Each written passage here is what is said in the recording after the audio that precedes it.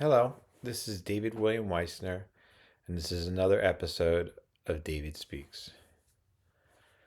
Today I'm going to talk about my religious awakening or spiritual awakening, whatever term you want to use. I was a big believer when I was a child. I always was looking for answers, the right. I ask all the questions of someone who was a deep thinker, even as a child, trying to figure out who made the universe, where would we all come from, where was our destiny, where were we going. And it started me on a search for wisdom and for God. And it still goes on to this day. When I was 19, my friends and I decided to do acid, LSD, and mushrooms. We were already pot smokers, and it was like the next step down the line. Some of my friends did it for religious reasons, as far as trying to figure out the answers to the universe. I didn't know what I was doing. I just did it because my friends were doing it. I was like, well, let me try this, see what happens. So I never had a bad trip. I always had a good time. I never, and everything started to change for me. Um, the way I thought after the acid. And listen, I'm not a proponent of acid at all anymore. And I'm not trying to be someone who claims you should go out and do acid because you really shouldn't. There are many other ways to become spiritual and open up your mind. Acid is kind of like a shortcut, and it could be a very dangerous one. And I am never would tell anybody to go do acid purposely, but I did. Okay. And what it did for me is make me realize that there was more than what I was looking at that was real. It made me realize that what I was seeing wasn't exactly what's there, but was the interpretation by my brain of what was there. Just a spectrum of electromagnetic radiation and matter and energy with the same thing. And I remember I was sitting under a tree in Silver Lake Park in Staten Island, and all I could see was the universe above me, the blue sky and the clouds. And I forgot my name, I forgot who it was. It became like I just felt this oneness with the universe that was hard to describe. I felt a love. I felt a love of everything. And that was and then I had a lot of other LSD experiences. And I became a seeker of spiritual things in a more real way than when I was a child. I started to read. So I went down to B. Dalton. I think that was the name of the bookstore in the mall at the time. I went down to B. Dalton and I looked around in the spiritual section, a section I've never looked in before. I had never looked in before.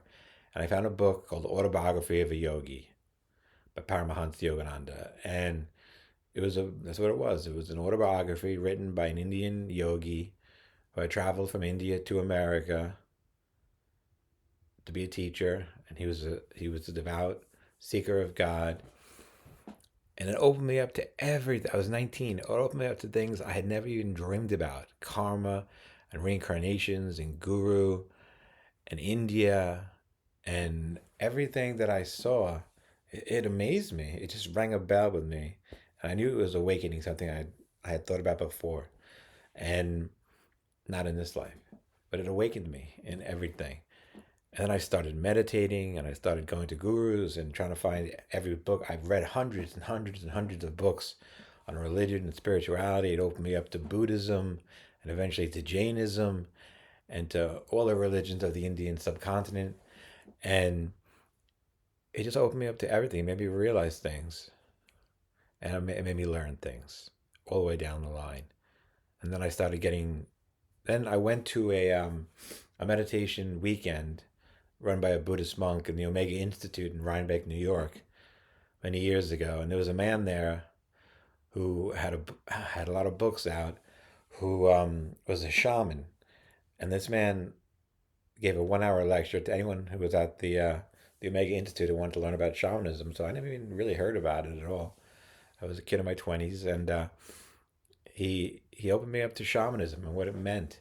And I've always felt a closeness to the land, a real closeness um, to nature. As a child, I loved nothing more than being in the Catskills with my family and just running through the woods and collecting things, collecting salamanders and keeping them for a few days and feeding them ferns and eating berries. And I was like a real nature boy. I'm not like that now, but I still love nature. Um, it moves me. I love animals. I feel such love to all the animals I see. I love deer and the bunnies and the chipmunks that I see and the squirrels, which are everywhere, and the birds. And I just have such a love for nature. And that's where I find God so much in all the innocent animals of the world. And so I watched this lecture by this shaman, and that like lit a fire in me. And I started getting into shamanism. I started taking courses with the Shamanic Society. I found shaman teachers, different ones to study with. I went on Vision Quest under their guidance, and I learned the basics of shamanism. Okay. Now, eventually, I want to just explain something what acid also did to me as a warning that acid is not some magic key. It can unlock a lot of things. You could see things that are there sometimes, sometimes that aren't there. You can hallucinate too. But acid also opened up bipolar disorder to me. Okay. Which means when I finished my summer of acid, which was 89 with my friends, um, I was completely manic and hallucinating constantly. And eventually I needed to be hospitalized and get on medication. And I've been on that medication all these years. Without it, the medication, it's a biochemical reaction in my brain. It's called bipolar disorder. If I'm not on medication, I will decompensate and be psychotic. Okay. And it is scary. It is not only life threatening. I, to me, it is scary to other people around me. They don't know what to do.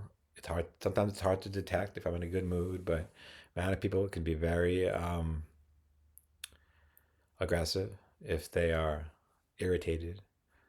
Uh, there's a lot going on, and that was acid's gift to me also. The pain of being mentally ill for my entire life.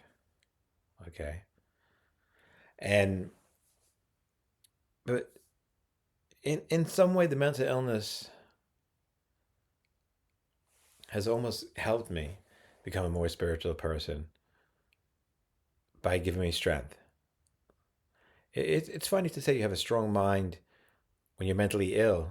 I mean, you have an ill mind. Even on medication, there are certain things that I'm very sensitive to. I get anxious, but um, it's kind of like swinging a leaded bat. I'm a baseball fan. I don't know if you are. Um, in baseball, I don't know if they still do it, but sometimes they would put it like this donut, this big heavy donut on the end of their bat. I do it too when I played high school ball or whatever ball I was playing. And we would do it to make the bat heavier, heavier.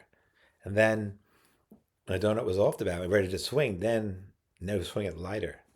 Well, that donut's been on my bat my whole life since I was 19, meaning my life is hard, and it's been hard the whole time. Not my childhood. My childhood was wonderful and fun. I had some bad things happen, but mostly it was fun. My childhood, my adult life has been difficult because I'm swinging that weighted bat, but it's making me strong. It's making my mind strong. Okay, and it's made me closer to God. It's made me a more spiritual person. It's not made me a religious person because I don't follow any religion. I don't follow any one religion. That's not for me. I follow God, and that's it.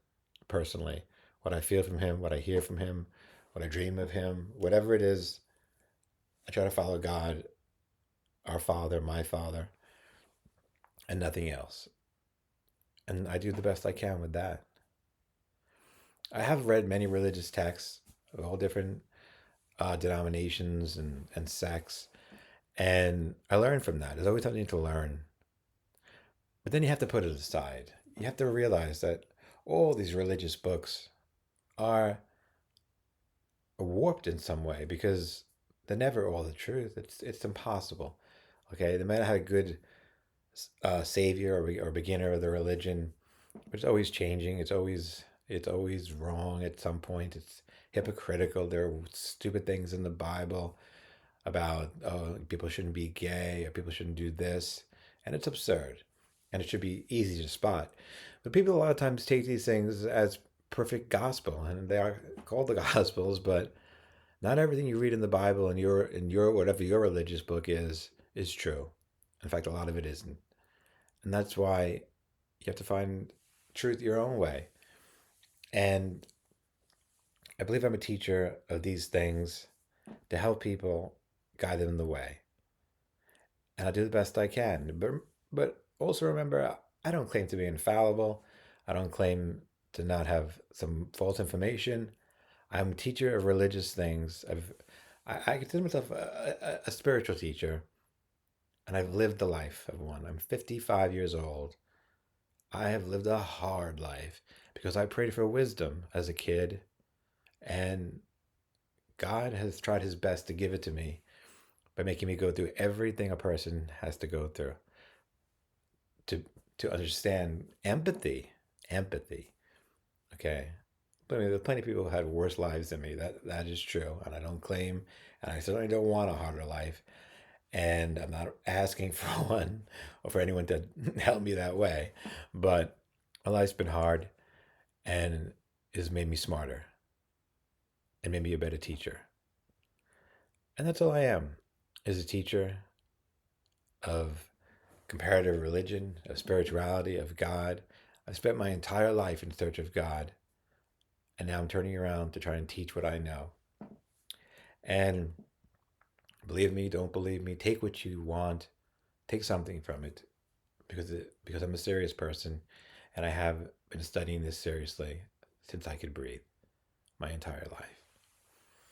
And just remember, God sees everything. He watches over us, and even if he's not consciously watching you one day, he knows what you're doing in every way if he needs to know it. There's karma. God put in karma into our system, into our souls, so that everything we did on earth and do on earth will come back to us three times. Good or bad, it comes back three times. And that is punishment. It is also learning, discernment. And remember, and this is what I really want you to get from this, you cannot get away with anything. Nothing. Nothing. Nothing.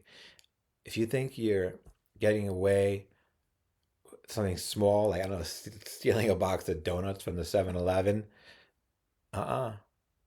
One day, in this life or the next, someone's going to steal three things from you, and it can't be averted. Meaning, that's it. Judge, and punishment go together, and it's done by God. He sees everything. Meaning, if you think you could knock off your sister because of whatever reason, I don't know, you don't like her, or she married the wrong guy, or whatever it is, and you can't get away with it because of karma is one reason, because God sees everything. Everything you do, everything you think, everything you've done, everything you want to do, I'm telling you, God knows it too. So don't think you can get away with anything, because you really can't. You're being watched all the time, forever. And I'll leave you with that. Have a nice day.